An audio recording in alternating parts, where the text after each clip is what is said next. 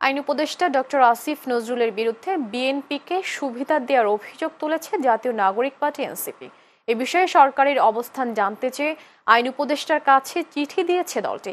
আজ এনসিপির সদস্য সচিব আক্তার হোসেনের সই করা চিঠিটি আইন উপদেষ্টার কাছে পাঠানো হয়।